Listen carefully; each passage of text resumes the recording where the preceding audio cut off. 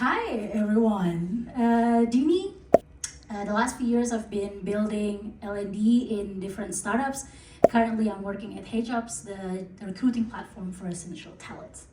Today, the future of L&D, we choose. That's the disclaimer, and I think that's the one that you should focus on for the next 10 minutes. I don't want Jonas' hand to fall off for holding that phone though. So, the future of L&D we choose, it's that time of the year again. End of the year, you started looking at your crystal ball and try to look into what's gonna happen next year. What does L&D have in store with us? Quick raise of hand. How many of you have been reading reports about the future of L&D? Yep, that's not what we're going to talk about.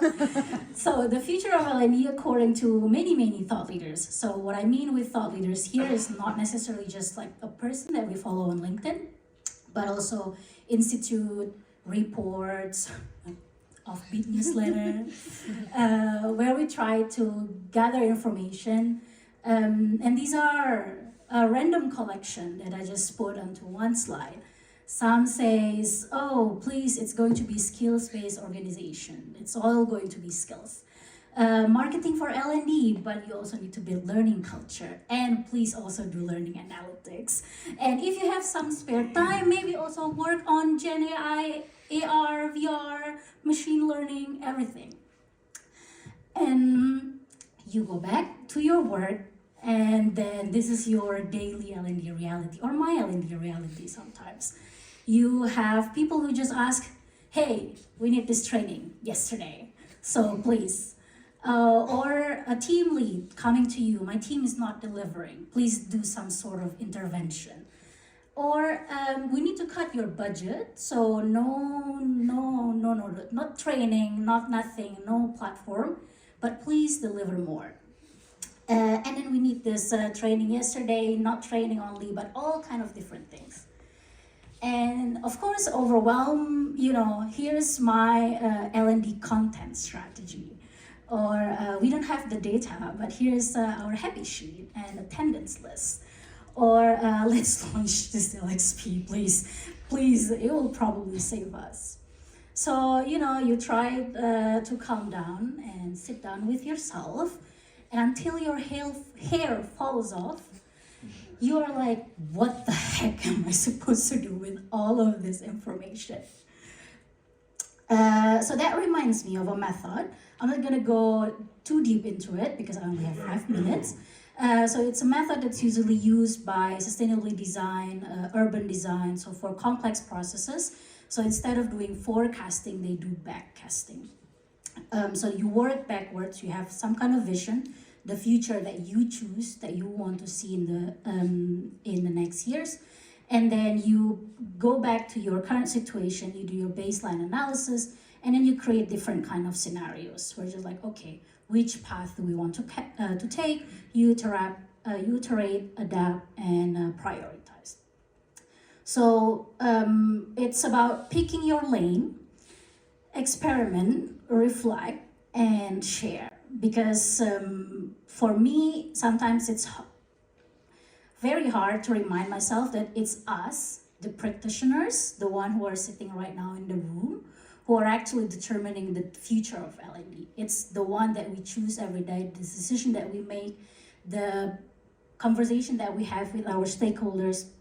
We determine the direction, the scope, the pace of change. Lavinia mentioned at the beginning, like it's very slow, that we don't really share with others. We don't really have the, we still talk about the same thing. And I feel like, yeah, because we forgot sometimes it's on us to have this kind of conversation. So to cut it, it's my appel or my request for every one of us in this room today to be a mindful practitioner. It starts with ruthless prioritization. So, looking at all of those things that I put on one slide, and then do an intentional practice. Pick one thing that you passionately believe in. For me personally, I always say, hey, L&D should not be a cost center. It should be a revenue driver. Run the experiments day in, day out. So this means placing the bet of where do you think it should go? With us, it means, hey, we are not going to do just training. We are actually going to do self-directed learning campaign. If you're not very good at numbers, because to be L&D should be a revenue driver for a business, you need to be good at numbers. Then not me, but my wonderful colleague over there. So if you're not very good at number, find a colleague that's very good at number, who just built a revenue driver tree. So to connect how our L&D initiative actually contribute to our revenue in the end. And also make unpopular decisions. So if it means that I will reject all training requests, if it just comes with like, hey, we need a training request, then I think now a year at HeyJob, I haven't really accepted any training requests. I just let them somewhere where they realize that, oh, it's not training that we need. But it's unpopular. But if you do it consistently, they'll get there. They'll understand. Oh, never mind, don't go to Dinye. She's not going to deliver training anyway. Reflect and share. So all results matter. Our self-directed learning campaign hasn't really delivered that good of a result.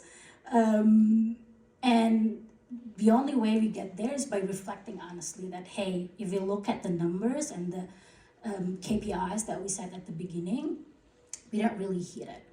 But it's good to reflect on it. So we actually decided to double down. So let's see how it runs in this quarter. And it's only when you share that it becomes a game changer. I learned about self-directed learning because I connected with Moritz at the beginning of the year. Building L&D, building leaders community because I connected with Madeline. So I probably stole or adopted a lot of people's ideas in this room that I've talked to. But that only happens because we share. So that's the kind of the message, I think. The future of L&D, it's the same today. You got a lot of input from different direction. But hopefully we all remember that, pick your lane, experiment, reflect, and share.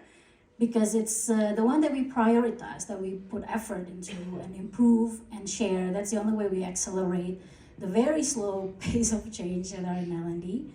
And I'm curious to hear your experiments on the lane that you put or that you take and you're going to practice for maybe next year. Thank you.